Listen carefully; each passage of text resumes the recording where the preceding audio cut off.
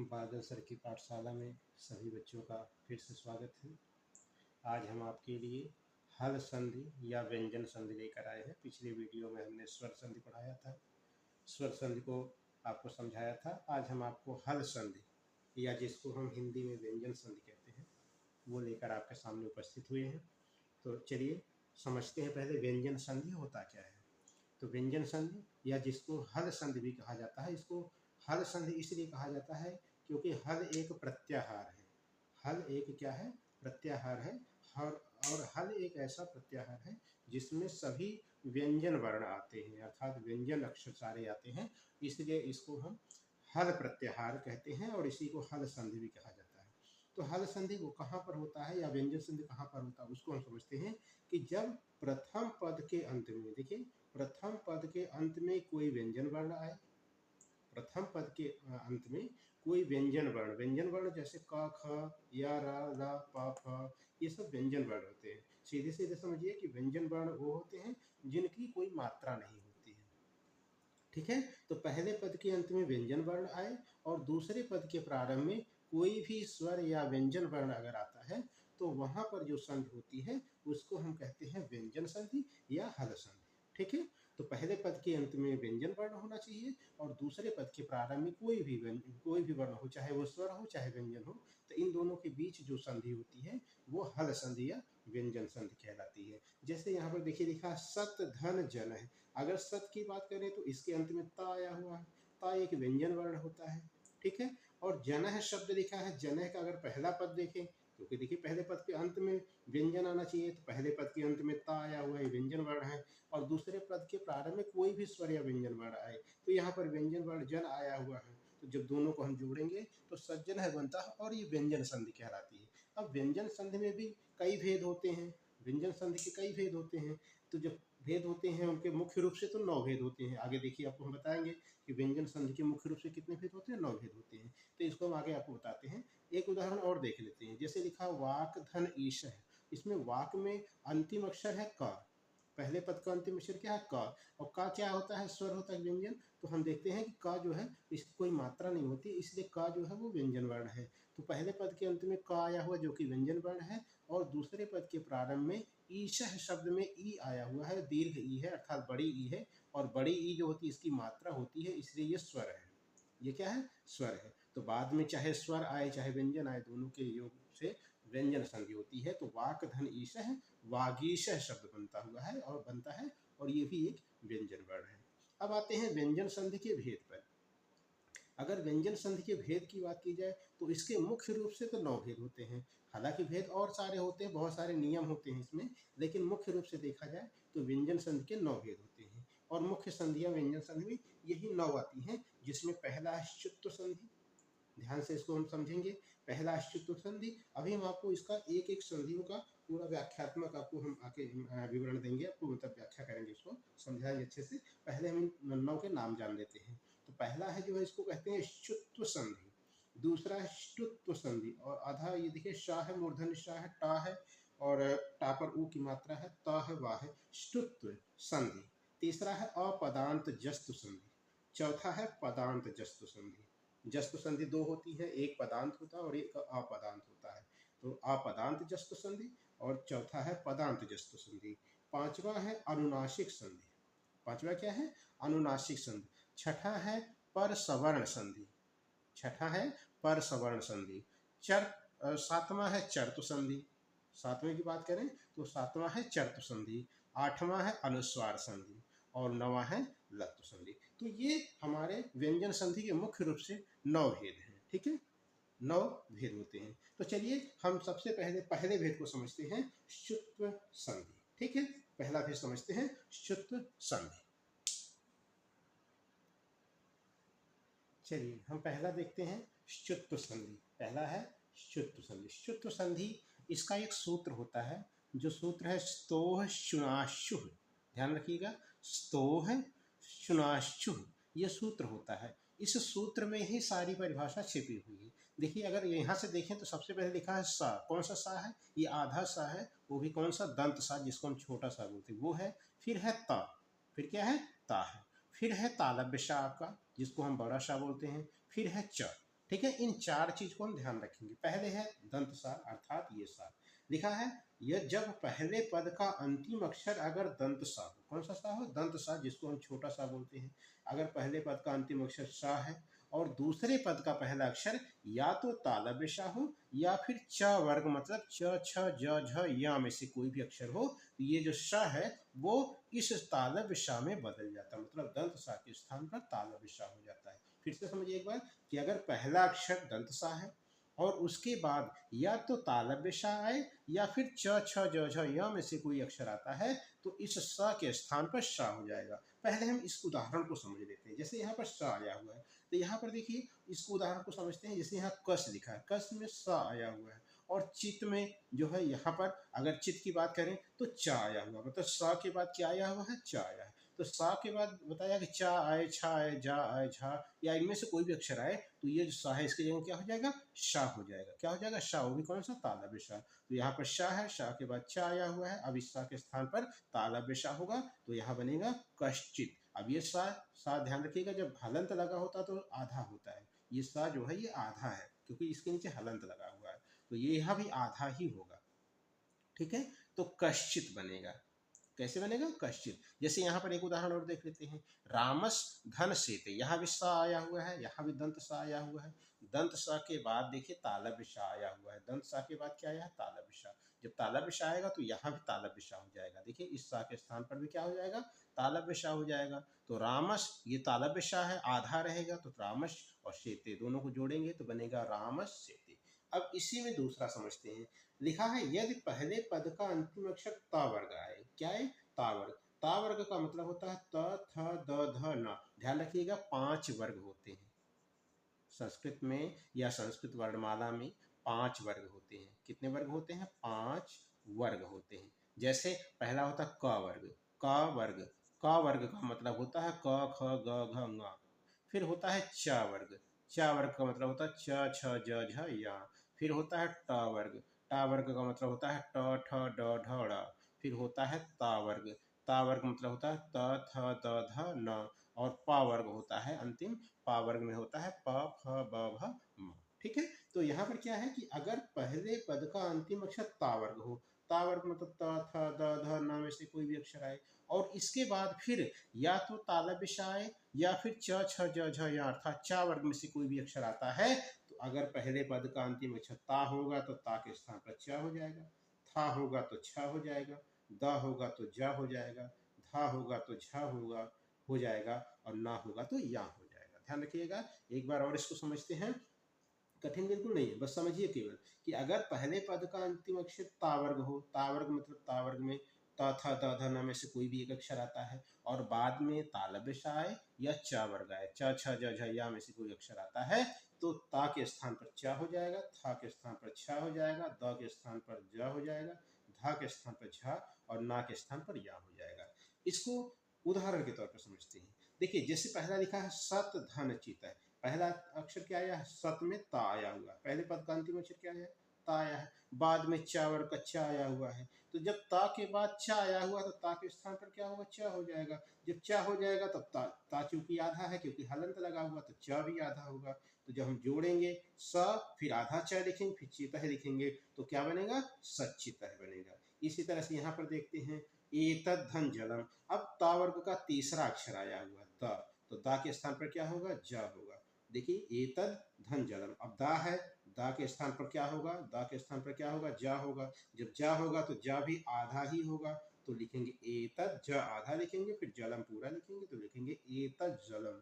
ठीक है, आगे देख लेते हैं एक उदाहरण और। लिखा है सारिंग, सारिंग, फिर लिखा है जय है, सारिंग, फिर लिखा है सारिंग, फिर लिखा जय है। ठीक है, यहाँ पर देखिए सारिंग में अंतिम अक्षर ना आया हुआ है, अंतिम अक्षर क्या आया हुआ है, ना आया है। फिर अंतिम अक्षर क्या है, तावर का अंतिम अक्षर है ना, सॉरी ना आया हुआ है, तावर का अंतिम अक्षर ना आया हुआ है। फिर चा वर्ग का तीसरा अक्षर जय है आया हुआ है। तो जो पहले पद के अंत में जो अक्षर होगा, जैसे यहाँ पर ता था तो चा हो गया, दा था तो जा हो गया, ऐसे ही ये ना रहेगा तो क्या हो जाएगा, या हो जाएगा। तो जब या हो जाएगा तो या आधा होगा, तो देखिए सारिंग फिर जय लिखे हैं, तो क्या बनेगा, सारिंग जय।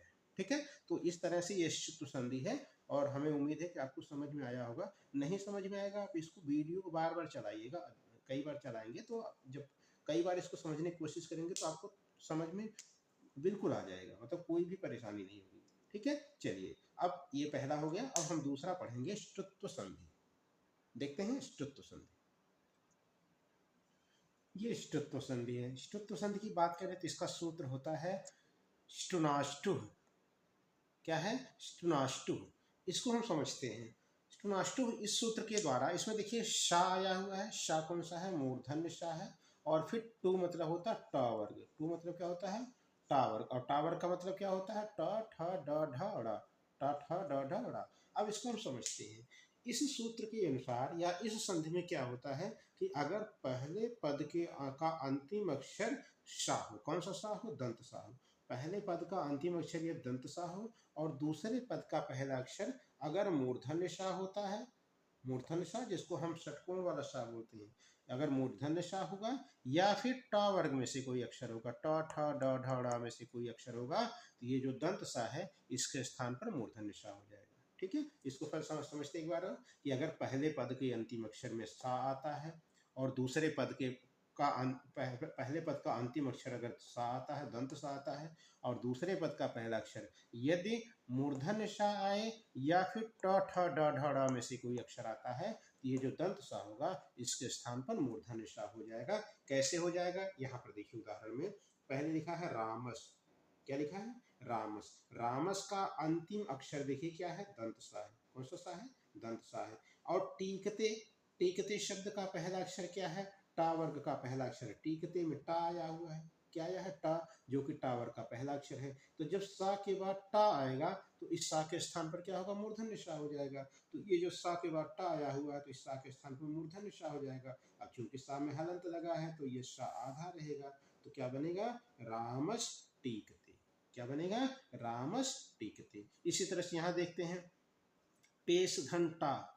यहाँ पर पेश घंटा, यहाँ पर दंत सा है, दंत सा के बाद टा आया हुआ है, दंत सा के बाद टा आया हुआ है, तो यहाँ भी सा के स्थान पर मूर्धन्य सा हो जाएगा और ये बनेगा पेष्टा। क्या बनेगा? पेष्टा। सा आधा होता तो आधा ही रहेगा, ध्यान रखिएगा इस बात को। तीसरा है इस घंटा है। इस घंटा है। सा जो है दंत सा आया हुआ है, दंत सा के बाद फिर टा आया हुआ है, दंत सा के बाद टी टा आएगा, तो क्या हो जाएगा?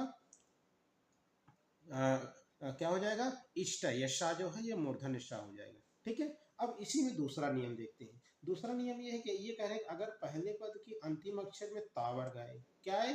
ता वर्ग। ता वर्ग का मतलब त थ द ध न में से कोई अक्षर आए, मतलब पहला जो पद हो उसके अंतिम अक्षर में या तो ता आए या था आए या द आए या धा आए या ना आए, और दूसरा पद जो है उसके पहले उसका जो पहला अक्षर हो या तो मूर्धन्य सा हो या फिर ट ठ ड ढ ड़ में से कोई अक्षर आता है। अगर ऐसा होता है तो पहले पद के अंत में यदि ता होगा तो टा हो जाएगा, था होगा तो ठा हो जाएगा, दा होगा तो डा हो जाएगा, धा रहेगा तो ठा हो जाएगा और ना रहेगा तो ड़ा हो जाएगा। देखिए कैसे हो जाएगा। यहाँ पर देखिए जैसे लिखा है तत् धन टीका। अब तत् में देखिए पहले ता आया हुआ, तत् में क्या आया? पहले पद का अंतिम अक्षर क्या है? ता आया हुआ। क्या आया है? तावा आया है। उसके बाद टीका में टा आया हुआ, उसके बाद देखिए यहाँ पर लिखा है ता में कोई पहला अक्षर आया, ता था दा धा ना में से, तो ता आया हुआ है, उसके बाद टा आया हुआ है, तो इस ता के स्थान पर क्या हो जाएगा? टा हो जाएगा। तो जब ता के स्थान पर टा हो जाएगा तो बनेगा तट धन टीका। जब जोड़ेंगे तो तट टीका बनेगा। इसी तरह से यहाँ पर देख लेते हैं एक उदाहरण, ये भी देख लेते हैं। उद धन डयनम। उद धन डयनम। अब उद में देखिए ये ता वर्ग का तीसरा अक्षर है। ता वर्ग का कौन सा अक्षर है? तीसरा अक्षर है द। ठीक है, उसके बाद ड आया हुआ है जो कि टा वर्ग का तीसरा अक्षर है। जब ता वर्ग का तीसरा अक्षर है तो ये जो दा है, दा के स्थान पर देखिए दा के बाद टा वर्ग आया हुआ है, टा वर्ग का तीसरा अक्षर, तो इस ता वर्ग के स्थान पर टा वर्ग होगा, अर्थात दा के स्थान पर क्या हो जाएगा? डा हो जाएगा। तो जब दा के स्थान पर डा हो जाएगा तो बनेगा उड धन डयनम। जब हम जोड़ेंगे इसको तो क्या बनेगा? उड्डयनम। ठीक है, ये है आपका ष्टुत्व संधि। ठीक है, इस वीडियो को बार बार देखेंगे तो आपको अच्छे से समझ में आ जाएगा, फिर भूलेगा नहीं जल्दी। ठीक है, चलिए अगली संधि पे चलते हैं। तीसरे पे जो तीसरी संधि है वो है अपदांत जस्त संधि। ठीक है, देखते हैं इसको। चलिए समझते हैं तीसरा अपदांत जस्त संधि। अपदांत जस्तु संधि, इसको समझते हैं। इसमें सबसे पहले है अपदांत जस्तु संधि, इसका सूत्र है झलाम जस झसी। अब इसका मतलब समझते हैं। झलाम जस झसी ये तीनों एक प्रत्याहार है, जिसमें झलाम में झल प्रत्याहार है, जस में जस प्रत्याहार है और झस में झस प्रत्याहार है।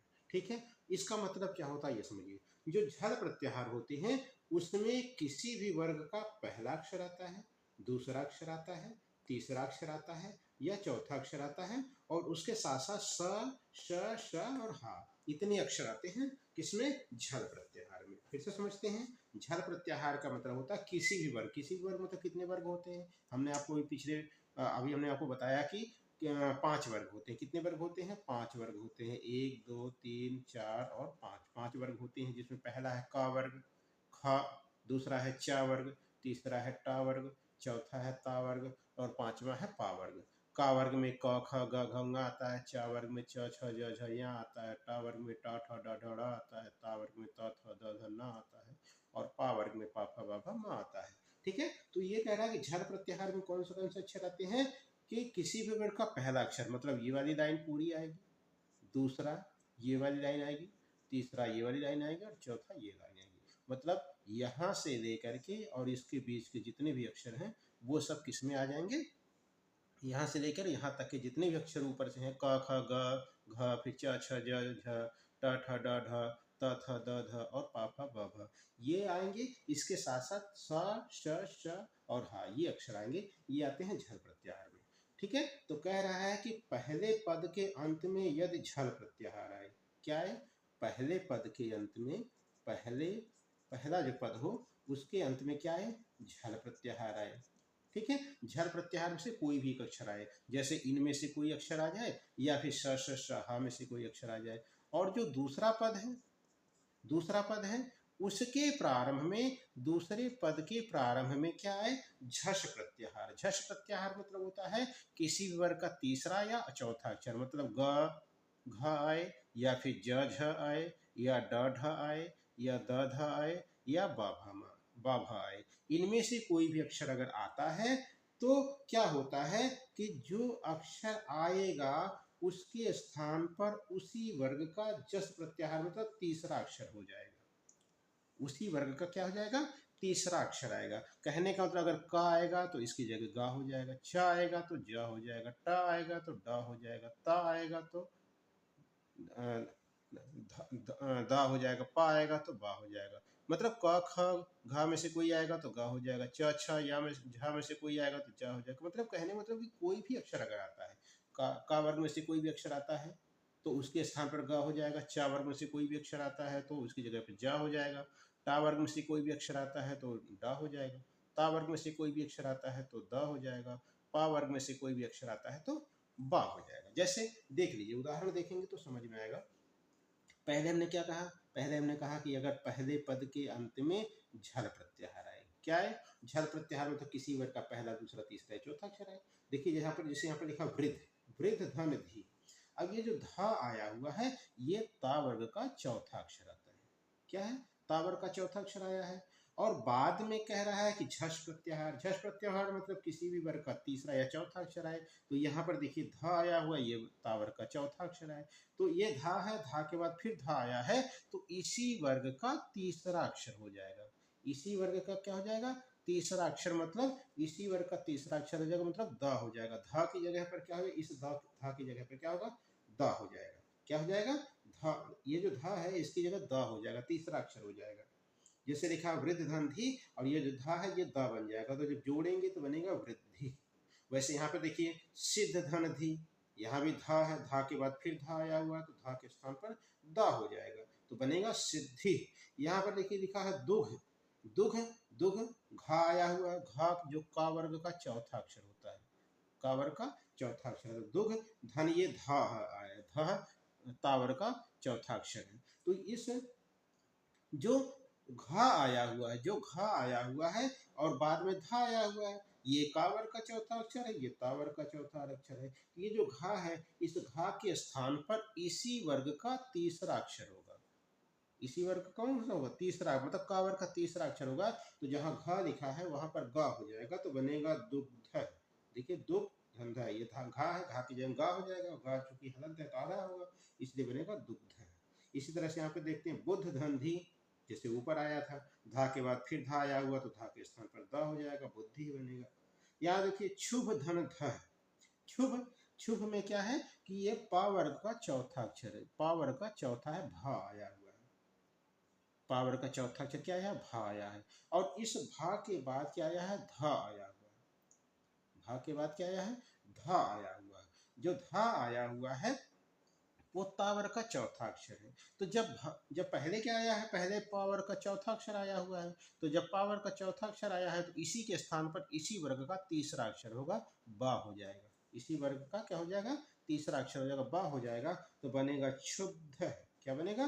क्षुब्ध। ऐसे यहाँ भी भा है, भा के बाद धा आया हुआ है, तो भा के स्थान पर इसी वर्ग का तीसरा अक्षर हो जाएगा, बा, बनेगा आरब्धम। जैसे यहाँ बा बन गया वैसे यहाँ भी बा बनेगा, तो बनेगा आरब्धम। ठीक है, तो ये आपका जस्ट संधि। कहने का मतलब ये है कि पहले पद के अंत में किसी भी वर्ग का पहला, दूसरा, तीसरा या चौथा अक्षर आए, या फिर स श श आए, हाँ वैसे कोई भी अक्षर आता है, और बाद में किसी वर्ग का तीसरा या चौथा अक्षर आता है, तो पहले पद के अंत में जो अक्षर आया, ध्यान रखिएगा बदलाव कहाँ होगा? पहले पद के अंतिम अक्षर में। तो पहले पद के अंतिम अक्षर में जो भी अक्षर होगा उसी वर्ग का तीसरा अक्षर होगा। जैसे धा है तो धा का तीसरा अक्षर दा हो जाएगा, यहाँ भी धा है तो दा हो जाएगा, यहाँ घ है तो घा का वर्ग में आता है तो तीसरा अक्षर गा हो जाएगा, यहाँ धा है तो यहाँ दा हो जाएगा, ये भा है तो बा हो जाएगा, यहाँ भी भा है तो बा हो जाएगा। ठीक है, ये है अपदांत जस्तु संधि। अब हम आगे देखेंगे पदांत जस्तु संधि।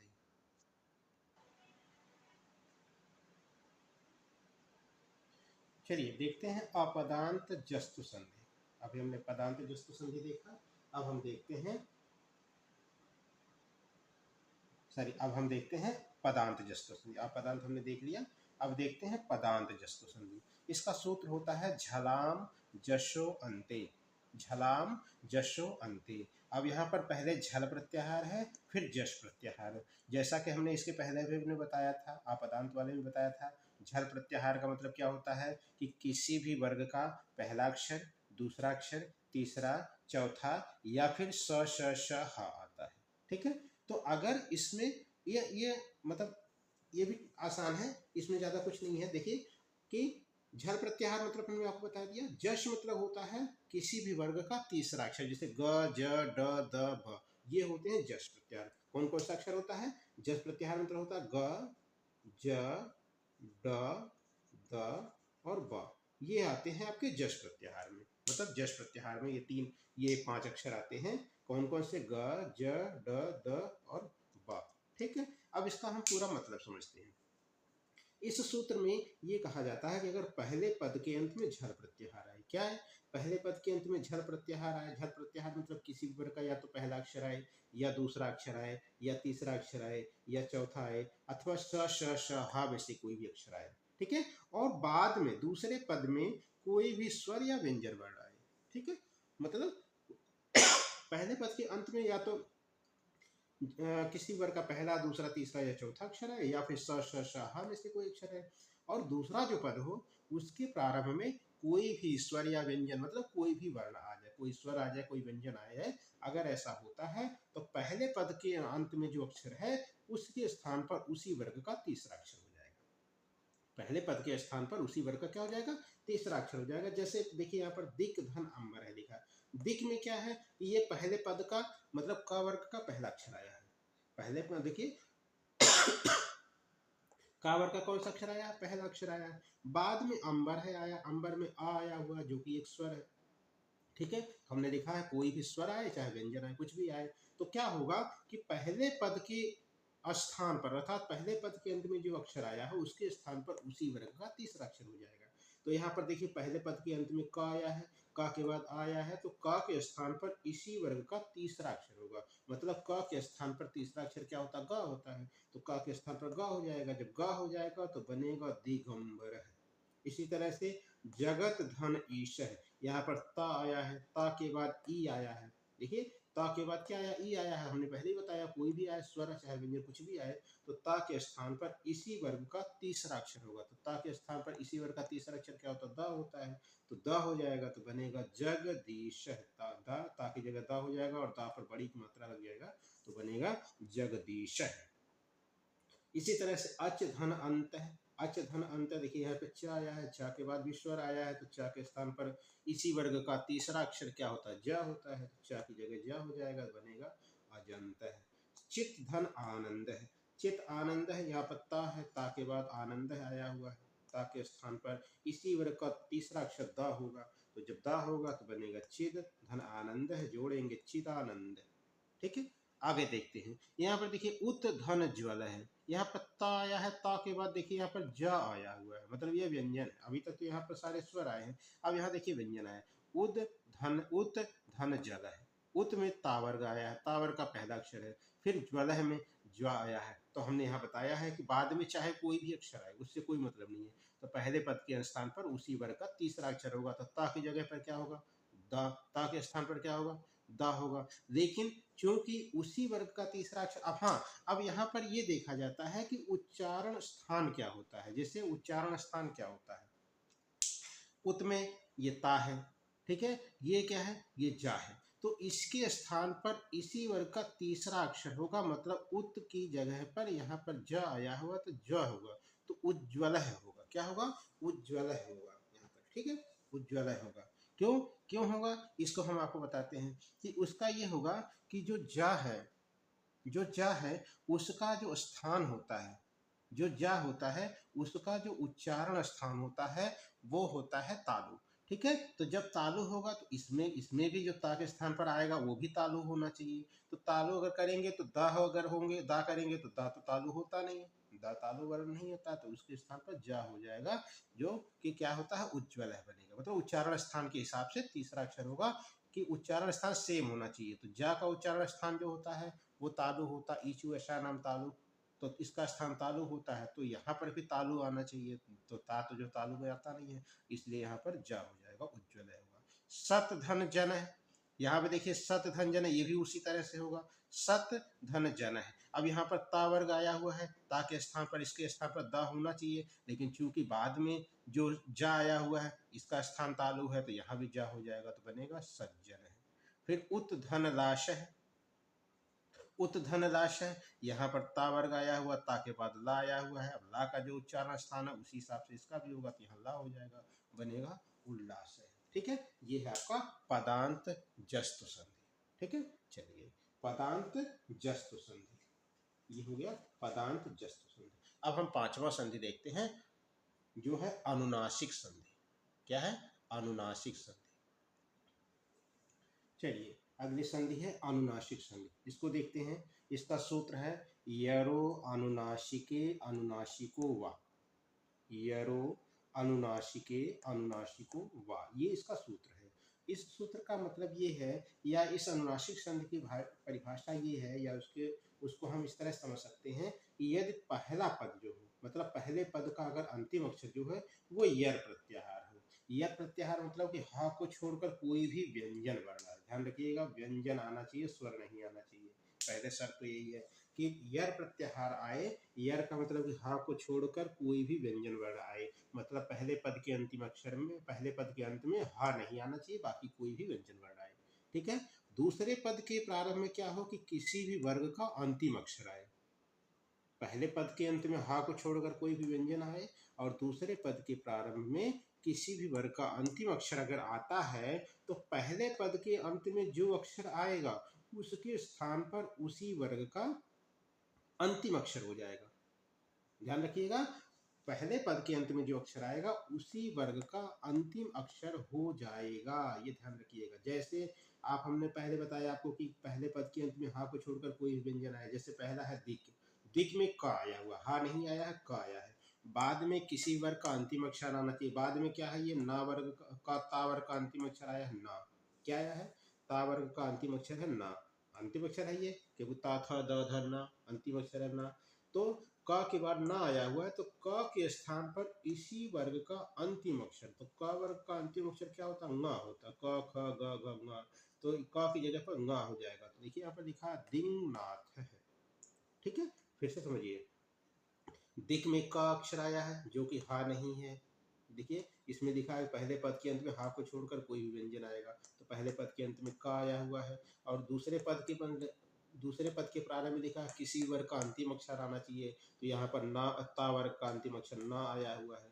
तो जब ऐसा होगा तो पूर्व पद के स्थान पर उसी वर्ग का अंतिम अक्षर हो जाता है। तो पूर्व पद मतलब क हो गया, क वर्ग के स्थान पर इसी वर्ग का अंतिम अक्षर जो होगा ङ हो जाएगा, तो क की जगह पर ङ हो जाएगा, तो बनेगा दिंगनाथ है। नीचे देखते हैं उदाहरण, सट धन मुख है। शट में देखिए टा वर्ग आया, टा वर्ग का ये पहला अक्षर है। सट टा वर्ग का पहला अक्षर टा आया हुआ है। बाद में मुख में माँ आया हुआ, माँ जो है वो पा वर्ग का अंतिम अक्षर होता है। ठीक है, तो क्या होगा कि टा वर्ग का ये जो टा है इसके स्थान पर इसी वर्ग का अंतिम अक्षर हो जाएगा। तो टा वर्ग का अंतिम अक्षर वो होता है ड़ा। क्या होता है? ड़ा। और चूंकि ड़ा जो है ये पूरा ऐसे है, लेकिन हलंत लगाए तो आधा ड़ा होगा। जब आधा ड़ा होगा तो हम यहाँ आधा ड़ा लिखें, जैसे अंगा यहाँ बाद आधा लिखा है वैसे ड़ा भी आधा लिखा जाएगा, तो लिखेंगे स्वर्णमुखम। क्या लिखेंगे? स्वर्णमुखम। ठीक, इसी तरह देखिए उत धन नति, उत में ता वर्ग आया है, ता वर्ग का पहला अक्षर ता है, फिर ना आया है, नति का ना आया हुआ है, तो ये जो ता है इसके स्थान पर इसी वर्ग का अंतिम अक्षर होगा ना। तो जब ना होगा तो बनेगा उन धन नति, जब जोड़ेंगे तो उन्नति बनेगा। इसी तरह से तद धन मात्रम, ये देखिए द आया हुआ, द जो होता है वो ता वर्ग का तीसरा अक्षर होता है, ता वर्ग का तीसरा अक्षर होता है। बाद में मात्रम आया है जो कि पा वर्ग का अंतिम अक्षर है, तो तद धन मात्रम, तो द के स्थान पर इसी वर्ग का अंतिम अक्षर हो जाएगा। तो द जो है वो ता वर्ग में आता है और ता वर्ग का अंतिम अक्षर ना होता है, तो द के स्थान पर ना हो जाएगा, तो बनेगा तन मात्रम। अंतिम उदाहरण देख लेते हैं, सत धन निधानम। सत में देखिए ता आया है, ता जो है अंतिम अक्षर, ता जो है ता वर्ग का पहला अक्षर है। बाद में निधानम जो है ता वर्ग का अंतिम अक्षर आया है, तो ता के बाद ना आया हुआ, तो यहाँ ता के स्थान पर भी ना हो जाएगा, तो बनेगा सन धन निधानम। जब जोड़ेंगे तो बनेगा सन निधानम। ठीक है, ये हो गया आपका अनुनासिक संधि। अब हम आगे क्या नाम है देखते हैं, छठा है पर सवर्ण संधि। देखते हैं पर सवर्ण संधि। चलिए पर सवर्ण संधि समझते हैं। इसका सूत्र है अनुस्वारस्य यई पर सवर्ण है। सूत्र फिर से देखते हैं, सूत्र है अनुस्वारस्य यई, ये ध्यान रखिए यई लिखा है, य और या पे छोटी की मात्रा लगी है, यई पर सवर्ण है। ठीक है, इसका सूत्र है। अब इसका अर्थ हम समझते हैं। इसमें क्या है कि अगर पहले पद के अंत में अनुस्वार आए, पहले पद के अंत में क्या आए? अनुस्वार। अनुस्वार क्या होता है? अनुस्वार देखिए इस तरह से होता है, इसका चिन्ह क्या होता है कि ऊपर जो है एक बिंदी जैसा लगाता है, जिसको हम कभी कभी गांव की भाषा में या समझिए कि छोटे स्कूलों में हमको बताया जाता है कि ये अंक की मात्रा है। किसकी मात्रा है? अंक की मात्रा है। तो ये अंक की मात्रा नहीं होती है, इसी को हम कहते हैं अनुस्वार। क्या कहते हैं? अनुस्वार कहते हैं। जैसे आ के ऊपर लग गया, ये आ के ऊपर जो ये लगा है इसको अनुस्वार कहते हैं, अंग पढ़ते हैं। का के ऊपर लग गया कंग पढ़ते हैं, ये भी अनुस्वार है। च के ऊपर लग गया तो चंग पढ़ते हैं, पा के ऊपर लग गया तो पंग पढ़ते हैं। तो ये जो ऊपर बिंदी जैसा लगा हुआ है इसी को अनुस्वार कहा जाता है। ठीक है, अब समझते हैं। कह रहे हैं कि अगर पहले पद का अंतिम अक्षर अनुस्वार हो और दूसरे पद के प्रारंभ में किसी भी वर्ग का कोई भी अक्षर, ध्यान रखिए किसी भी वर्ग का कोई अक्षर होना चाहिए। तो किसी भी वर्ग का कोई भी अक्षर का मतलब है कि क से लेकर और म तक के बीच में जितने भी अक्षर आते हैं उनमें से कोई भी अक्षर हो सकता है। ठीक है, ध्यान रखिएगा किसी भी वर्ग का कोई भी अक्षर का मतलब है कि क से लेकर म तक के बीच में जितने भी अक्षर हैं उनमें से कोई भी अक्षर आ सकता है। ठीक है, तो अगर पहले पद के अंत में अनुस्वार हो और बाद में क से लेकर म तक के बीच का कोई अक्षर अगर आता है तो दूसरे पद के प्रारंभ में जो अक्षर होगा अनुस्वार के स्थान पर उसी वर्ग का अंतिम अक्षर हो जाएगा। ध्यान से समझिएगा, फिर से एक बार और समझ लेते हैं कि पहले पद के अंत में यदि अनुस्वार हो और दूसरे पद के प्रारंभ में क से लेकर म तक के बीच का कोई भी अक्षर हो, तो अनुस्वार के स्थान पर दूसरे पद के प्रारंभ में जो अक्षर आया हुआ है, जो वर्ण आया हुआ है, उस वर्ग का अंतिम अक्षर हो जाएगा। ध्यान रखिएगा, उदाहरण के साथ समझते हैं। जैसे लिखा है यहाँ अंग, अंग में आ के ऊपर अनुस्वार लगा है, बाद में कितः आया हुआ है। कितः में देखिए क लिखा है, भाई कितः का पहला अक्षर क आया हुआ है, और क जो है ये है अनुस्वार के स्थान पर इसी क वर्ग का अंतिम अक्षर होगा। ये अनुस्वार के स्थान पर इसी क वर्ग का अंतिम अक्षर होगा। तो क वर्ग का अंतिम अक्षर क्या होता है? ङ होता है। क्या होता है? ङ होता है। तो आ के स्थान पर क्या, ये अनुस्वार के स्थान पर क्या होगा? ङ हो जाएगा। तो देखिए जब ङ हो जाएगा तो बनेगा अंकितः। क्या बनेगा? अंकितः। इस तरह से दूसरा समझते हैं। देखिए सा के ऊपर अनुस्वार लगा है, फिर क लिखा है, का भी लिखा है, तो इस अनुस्वार के स्थान पर फिर ङ हो जाएगा, मतलब का वर्ग का अंतिम अक्षर हो जाएगा, ङ हो जाएगा, तो बनेगा संकल्प। अब यहाँ पर देखते हैं, यहाँ लिखा मूंग धन डनम, ठीक है, मूंग धन डनम। अब यहाँ पर देखिए माँ के ऊपर अनुस्वार लगा है, अब बाद में ड आया हुआ है। क्या आया है? ड आया। ड जो होता है वो टा वर्ग में आता है, और टा वर्ग का जो अंतिम अक्षर होता है वो ड़ होता है। क्या होता है? ड़ा होता है, ठीक है। अब ड़ा के नीचे हलंत लगा है, तो ये ड़ा इस तरह से हो गया, वरना हम ड़ा ऐसे लिखते हैं, ठीक है। आधा, चूंकि ये हलंत लगा तो आधा ही होगा। तो ये ड है, ड टा वर्ग में आता है, और टा वर्ग का अंतिम ड़ा होता है, तो इस अनुस्वार की जगह पर ड़ा हो जाएगा। जब ड़ा हो जाएगा तो बनेगा मुंडनम। क्या बनेगा? मुंडनम। आगे यहाँ पर देखते हैं, लिखा है कुन धन ठिता है, कुन धन ठिता है। यहाँ पर देखिए का यहाँ पर अनुस्वार आया हुआ है, अब बाद में ठा आया है। ठा जो है टा वर्ग का दूसरा अक्षर होता है, तो जब दूसरा अक्षर होगा तो इसका भी अंतिम अक्षर ड़ा हो जाएगा। यहाँ भी अनुस्वार की जगह पर ड़ा हो जाएगा। जब ड़ा होगा तो बनेगा कुंठित है, जैसे मुंडनम बना वैसे कुंठित है बनेगा। अब यहाँ पर अंतिम उदाहरण देखते हैं, लिखा है कम धन पते, कं धन पते, कं धन पते। यहाँ पर क के ऊपर अनुस्वार आया है, और पते शब्द में जो प अक्षर है वो पा वर्ग का पहला अक्षर है। अब पा वर्ग का जो पहला अक्षर है, तो पा वर्ग के का अंतिम अक्षर क्या होता है? माँ होता है। तो जब माँ होगा तो इस अनुस्वार की जगह पर माँ हो जाएगा।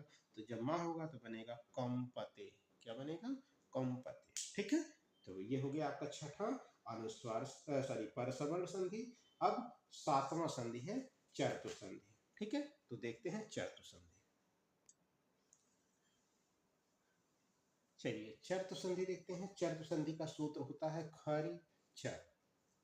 चर्तु संधि का सूत्र होता है खरी चर। अब इसको समझते हैं। इसमें क्या है कि जब प्रथम पद के अंत में झल प्रत्याहार आए, झल प्रत्याहार हमने इसके पहले भी आपको बताया है कि झल प्रत्याहार आए। झल प्रत्याहार मतलब होता है किसी भी वर्ग का पहला अक्षर हो, या दूसरा हो, या तीसरा हो, या चौथा हो, अथवा स श श हा में से कोई अक्षर आए। तो अगर पहले पद के अंत में झल प्रत्याहार आता है और दूसरे पद के प्रारंभ में खर प्रत्याहार आता है। खर प्रत्याहार का मतलब होता है किसी वर्ग का पहला अक्षर हो, या दूसरा अक्षर हो, अथवा स श श में से कोई अक्षर आए।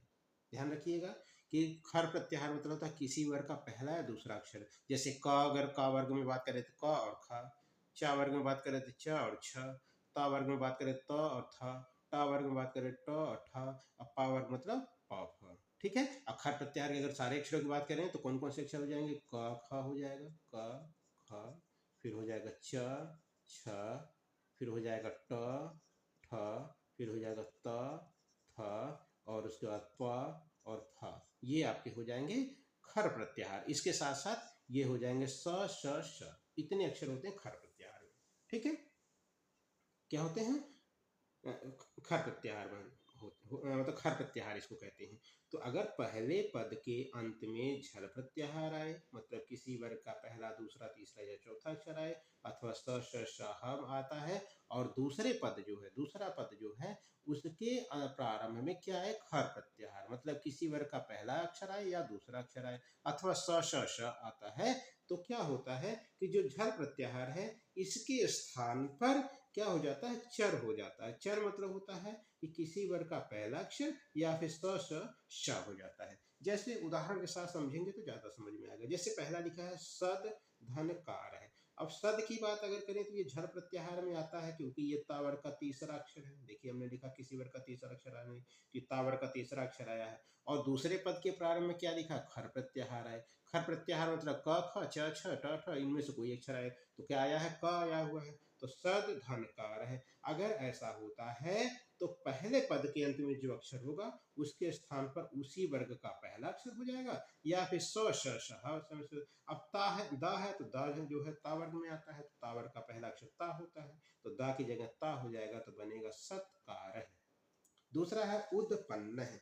उदपन्न जो है वो है दा, दा जो है ता वर्ग का तीसरा अक्षर है, फिर पन्न है मत पा आया हुआ है, क्या आया है पाया, देखिए दो बाद में क्या आया है पाया हुआ है, तो यहाँ पर दा की जगह पर इसी वर्ग का पहला अक्षर हो जाएगा ता, तो बनेगा उत्पन्न है। यहाँ पे देखिए तद धन पर है, यहाँ पे दा के बाद पाया हुआ है, तो दा की जगह ता हो जाएगा तत्पर है बनेगा। यहाँ पर आपद धनती है, यहाँ पर भी दा के बाद ता आया हुआ है, तो दा के स्थान पर यहाँ भी ता हो जाएगा, तो बनेगा आपत्ति। कुल मिला के इतना ध्यान रखिएगा कि पहले पद के अंत में किसी वर्ग का पहला दूसरा तीसरा या चौथा अक्षर आए, या फिर स श श ह में से कोई अक्षर आए। बाद में क्या हो कि बाद में क ख में से कोई आए, च छ में से कोई आए, ट ठ में से कोई, त थ या फिर प फ में से कोई अक्षर आता है, या फिर जो है स श श में से कोई अक्षर आ जाए।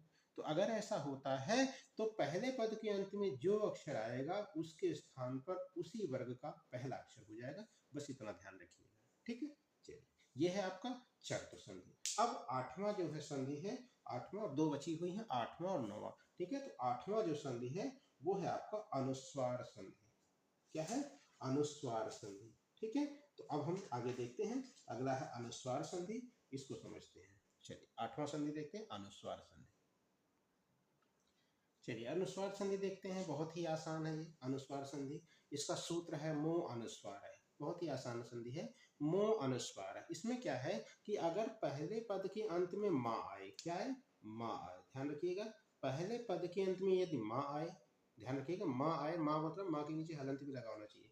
तो पहले पद के अंत में यदि माँ आए और दूसरे पद के प्रारंभ में कोई भी व्यंजन वर्ण आए, कोई भी, ध्यान रखिएगा कि दूसरे पद के प्रारंभ में कोई भी व्यंजन वर्ण आता है, तो ये जो माँ है, इस माँ के स्थान पर अनुस्वार हो जाएगा। क्या हो जाएगा?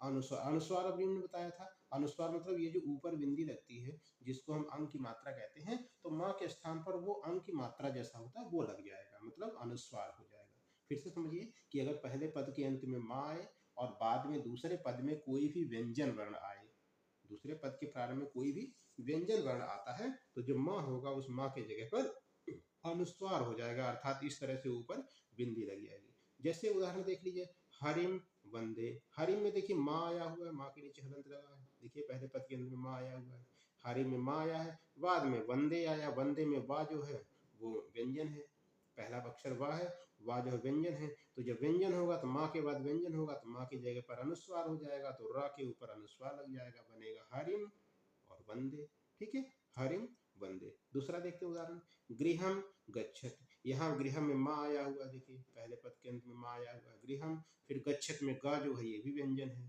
तो जब व्यंजन होगा तो ये जो माँ है इसकी जगह अनुस्वार होगा, तो हा पे क्या लग जाएगा? अनुस्वार लग जाएगा, तो बनेगा गृहम गच्छत। तीसरा है सत्यम वद, सत्यम वद, सत्यम में माँ आया हुआ है, वद में वा आया हुआ है, व्यंजन है, तो जब माँ के बाद व्यंजन आएगा तो माँ के स्थान पर अनुस्वार हो जाएगा, तो यहाँ लिखेंगे सत्यम और वद। माफ कीजिएगा थोड़ा खांसी आ रही है, तो सत्यम वद। अंतिम उदाहरण है धर्मम चर, यहाँ पर देखिए धर्मम में माँ आया हुआ है, फिर चर में च आया हुआ है, ये भी व्यंजन है, माँ के बाद व्यंजन चर आया है, तो माँ के स्थान पर अनुस्वार हो जाएगा, तो यहाँ पर देखिए धर्मम में अनुस्वार लगा दिया हमने और चर लिख दिया, धर्मम चर, ठीक है, बिल्कुल आसान है, ठीक है। चलिए अब अंतिम देखते हैं, अंतिम संधि जो है वो है लत्व संधि, ठीक।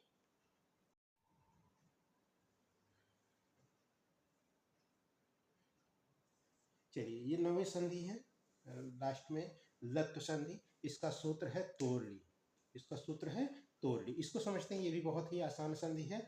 सबसे पहले है इसको समझते हैं, अगर पहले पद के अंत में ता वर्ग मतलब त थ द ध न में से कोई भी अक्षर आए, पहले पद के अंत में ता वर्ग अर्थात त थ द ध न में से कोई भी अक्षर आए और दूसरे पद के प्रारंभ में ला अक्षर आए, मतलब पहले पद के अंत में त थ द ध न में से कोई अक्षर आए और बाद में ला आए, तो जो पहले पद के अंत में अक्षर आया हुआ है उसके स्थान पर भी ला हो जाएगा, ठीक है, ये उदाहरण से समझते हैं। देखिए पहला है तत् धन लीन, यहाँ पर ता आया है, हमने बताया कि पहले पद के अंत में ता वर्ग आना चाहिए, ता था दा धा ना में से कोई अक्षर आना चाहिए, तो यहाँ ता आया हुआ है। ता के बाद फिर ला आया है, तो यहाँ पर ला हो जाएगा, यहाँ पर भी ला हो जाएगा, तो हो जाएगा तल धन लीन है, तल लीन है। ठीक है, देखिए दूसरा है तद धन लय है, तो चाहे ताए चाहे थाए चाहे दा चाहे धा चाहे ना, कोई भी अक्षर हो, होना क्या है लास्ट में ला ही बनना है, तो ता के स्थान पर भी ला हो जाएगा, बनेगा तल धन लय तल लय। ऐसे ही उत धन लाश है, उल्लास है। ठीक है, ता के स्थान पर यहाँ भी ला हो जाएगा, उल्लास है बनेगा। यहाँ भी ता के बाद ला आया है तो ला हो जाएगा, इसको भी उल्लेख है बनेगा। यहाँ पर उत धन लिखितम, यहाँ भी ता के बाद ला आया हुआ तो ला बन जाएगा, उल्लिखितम बनेगा। ठीक है, बिल्कुल आसान संधि है। तो ये व्यंजन संधि की सबसे आखिरी संधि थी। उम्मीद है आपको ये वीडियो पसंद आया होगा, और ये संधि जो 9 संधियों का हमने आपको व्याख्या किया, या 9 संधि हमने आपको जो समझाया, हो सकता है आपको समझ में आया हो, मुझे उम्मीद है पूरा कि समझ में आया होगा।